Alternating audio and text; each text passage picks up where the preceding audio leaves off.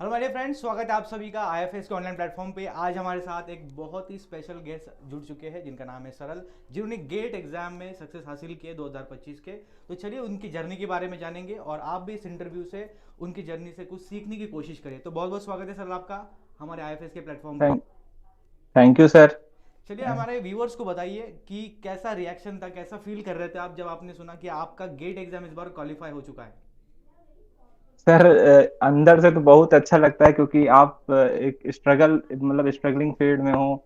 फिर आपका कोई भी एग्जाम जब क्वालिफाई होता है तो फैमिली को भी अच्छा लगता है, तो फैमिली को हैप्पी देख के फिर खुद को और अच्छा लगता है कि हाँ, हमने ऐसा कुछ किया है जिससे हमारी फैमिली हम पे प्राउड कर रही है। तो सर बहुत ही अच्छा लगता है ऐसे, मतलब क्वालिफाई हुआ तो बहुत अच्छा लगा। डेफिनेटली आपके पेरेंट्स और आपके टीचर्स को भी प्राउड हो रहा होगा। जी सर, सर टीचर्स को भी प्राउड होता है। और सर जब हम अपने टीचर्स को मतलब इन्फॉर्म करते हैं कि सर मेरा गेट क्वालिफाई हो गया, तो उनकी फिर स्माइल देख के और फिर उनके रिएक्शन देख के तो और ही अच्छा लगता है। चलिए मेरा फर्स्ट क्वेश्चन आपके लिए सरल मैं पूछ रहा हूँ, गेट एग्जाम के बारे में आपके कैसे पता चला, कब आपने गेट का प्रिपरेशन स्टार्ट किया। सर मैं स्टार्टिंग में जो है मेरी एमएससी जो है वो इलाहाबाद यूनिवर्सिटी से कंप्लीट हुई, अच्छा। उसके कॉन्स्टिट्यूंट कॉलेज से। और उसके बाद से मैंने सीएसआईआर की प्रिपरेशन स्टार्ट की। तो मैं पहले गेट पे मतलब उतना फोकस नहीं कर रहा था।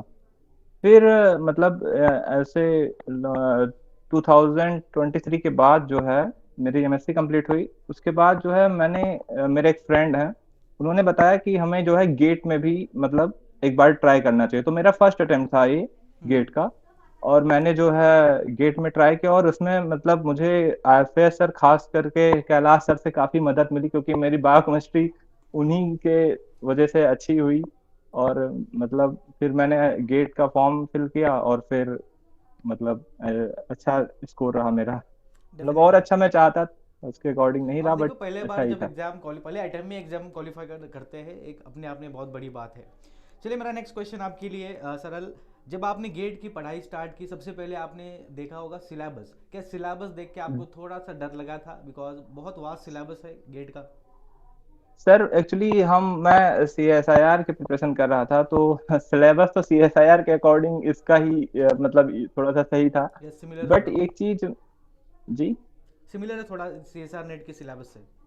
यस सर, सिमिलर है। और सर बट एक बार जब सिलेबस देखने के बाद थोड़ा सा डर लगता है कि हाँ, नहीं हो पाएगा। बट हम अगर थोड़ा थोड़ा करते रहें, मतलब एक एक यूनिट, थोड़ी थोड़े एक एक टॉपिक अपने लेके चलते रहें, उसको देखते रहें, उसके नोट्स रेगुलर बनाते रहें, तो वो हो जाता है सर। मतलब कंप्लीट कर लेते हैं हम सिलेबस को। All right. सो मेरा नेक्स्ट सवाल आपके लिए, जब आपने गेट एग्जाम की प्रिपरेशन स्टार्ट की तो आप दिन में कितना टाइम देते थे पढ़ाई के लिए, कितना समय स्पेंड करते थे डेली बेसिस पे। सर मैं स्टार्टिंग में जो है गेट एग्जाम के लिए सर 5 to 6 आवर, उससे ज्यादा सर मैं और फिर अपने और सब काम करता था। बट 5 to 6 आवर मैं परमानेंट मतलब रेगुलर कंसिस्टेंसी के साथ मैं प्रिपरेशन करता था। All right. सो मेरा नेक्स्ट क्वेश्चन सरल आपके लिए, क्या क्या चैलेंजेस आपने फेस किए जब आपने गेट की तैयारी शुरू की।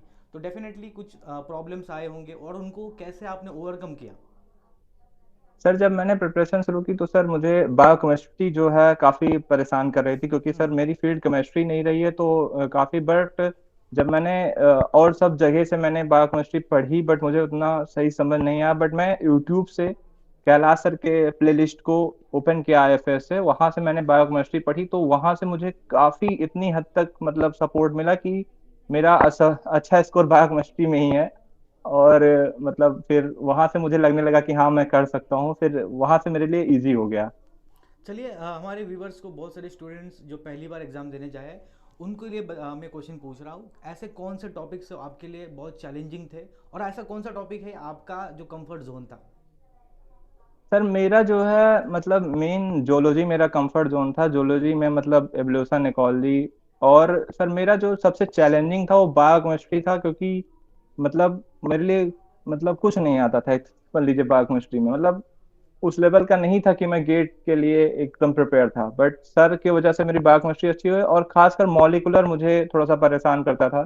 तो मॉलिकुलर बायोलॉजी, और जो लोग मतलब आगे गेट के लिए प्रिपरेशन कर रहे हैं उनके लिए मैं एक चीज और बताना चाहूंगा कि उनको एक सब्जेक्ट ऑप्शनल में लेना चाहिए। जैसे अगर आप बायोकेमिस्ट्री, जोलॉजी मतलब लेके चल रहे हैं कि हमें सेलेक्ट करना है, तो आप एक माइक्रो भी लेके चलिए, क्योंकि कभी कभी ऐसा होता है कि बायोकेमिस्ट्री में न्यूमेरिकल टाइप क्वेश्चन ज्यादा आ गए, तो आपके पास अगर एक ऑप्शन रहेगा कि आप माइक्रो पढ़े हैं, तो फिर आप मतलब वहाँ पे सिलेक्ट कर सकते हैं। मतलब तो इसीलिए अगर आप माइक्रो या जूलॉजी कर रहे हैं या माइक्रो बॉटनी कर रहे हैं या कुछ भी, आप कम से कम एक ऑप्शन में जरूर लेके चलिए कि हमको अगर वहाँ पे कुछ दिक्कत होती है तो हम अपना तुरंत चेंज कर लें सब्जेक्ट।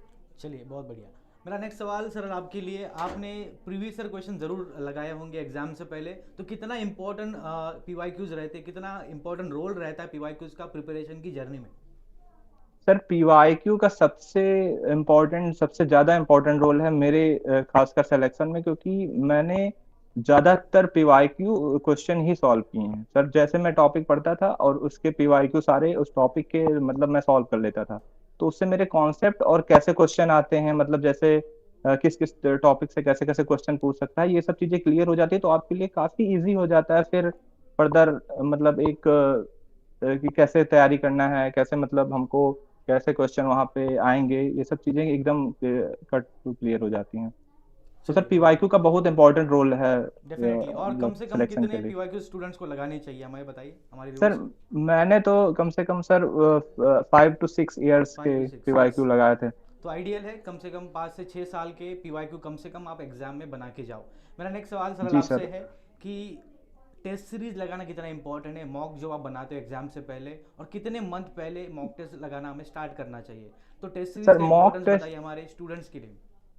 जी सर। सर मॉक टेस्ट का और पीवाईक्यू का ही मेन रोल है आपके सिलेक्शन में, क्योंकि आप मॉक टेस्ट नहीं देंगे तब तक आपको टॉपिक मतलब टॉपिक की क्या उसकी मतलब डेप्थ है, कैसे कैसे क्वेश्चन मतलब आपके एक जो सपोर्ट मिलता है वो नहीं मिलेगा कि आप, इसलिए आपको मॉक देना बहुत इंपॉर्टेंट है।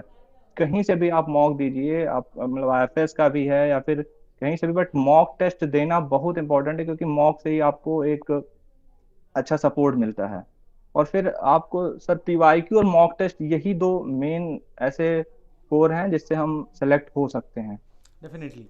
चलो मेरा नेक्स्ट सवाल जी सर। आपके लिए, आपने बताया कि किस तरीके से हमें मॉक टेस्ट हेल्प करते हैं एग्जाम के प्रिपरेशन के लिए, कितना क्रिटिकल रहता है। मेरा नेक्स्ट सवाल आपके लिए है कि आपके फ्यूचर प्लान्स क्या है? गेट का जो माइलस्टोन है वो तो आपने क्वालिफाई कर लिया GATE, what next, what's your future plans?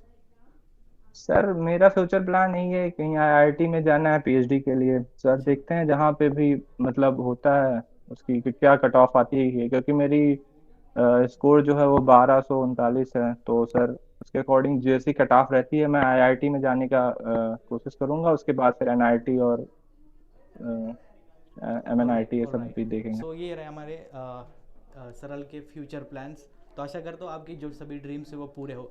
मेरा एक आखिरी सवाल आपके लिए सरल, बहुत सारे जी स्टूडेंट्स सर। अभी गेट का एग्जाम पहली बार देने जाएंगे, तो उनके लिए आपका क्या मैसेज है? What's your last message to all aspirants who are in stage of beginning? तो बताइए उनके लिए कुछ सर मैसेज। जो लोग पहली बार पेपर, क्योंकि मैं भी इस बार पहली बार ही पेपर दिया था, तो मेरा यही एक्सपीरियंस रहा कि सर आपको मतलब पहली बार तो केमिस्ट्री से और जनरल एप्टीट्यूड से डरना नहीं है कि हमको नहीं होगा। ये समझ के चलिए कि कम से कम 2 3 4 क्वेश्चन बायोकेमिस्ट्री वाले ही केमिस्ट्री में रहते हैं। इस बार तो यही था कि सब लोग पहले बोल देते हैं केमिस्ट्री नहीं छूना है, नहीं आता, बट ऐसा कुछ नहीं है, केमिस्ट्री से 2 4 क्वेश्चन आते ही हैं, तो आप अच्छे से कर ले जाएंगे। आपको ये फोकस करना है कि हमको जनरल एप्टीट्यूड में कम से कम 1 2 क्वेश्चन कर लेने हैं, मतलब 15 में 5 नंबर तो कर ही देना है। प्लस मतलब हमको मतलब क्या कहते हैं, केमिस्ट्री में भी 2 4 क्वेश्चन अटेम्प्ट कर ही लेने, क्योंकि हो जाएगा, वो हो जाता है, ऐसे कोई बड़ा नहीं रहता। और फिर आप फिर सब्जेक्टिव में जो भी चूज करते हैं, जैसे मतलब मैंने तो बायोकेमिस्ट्री और जूलॉजी किया था, तो उसमें मतलब फोकस करिए, फिर एक ऑप्शन में लेके चलिए कम से कम। जैसे मैं बायोकेमिस्ट्री और जूलॉजी और माइक्रो में ऑप्शन में रखा था, क्योंकि मैं माइक्रो भी पढ़ के गया था। अगर मेरा बायो में या जूलॉजी में कुछ ऐसा लगता कि इसमें ज्यादा क्वेश्चन नहीं आ रहे हैं, तो मैं माइक्रो या जूलॉजी कर लेता। इसलिए मैंने जो है एक ऑप्शन में लेके चलिए, और डरना नहीं है, मतलब सबसे बड़ी चीज जो ये होती है, आपको वो डरना नहीं है, एकदम हिम्मत के साथ आप कर सकते हैं, ऐसे सोचना है, तो आपका हो जाएगा। चलिए बहुत अच्छा लगा सरल आपसे बात करके। I wish you all the best for all your future endeavours. आपके सभी थैंक यू जो सर। ड्रीम्स है वो पूरे हो भविष्य में। बहुत बहुत शुक्रिया। Thank you sir.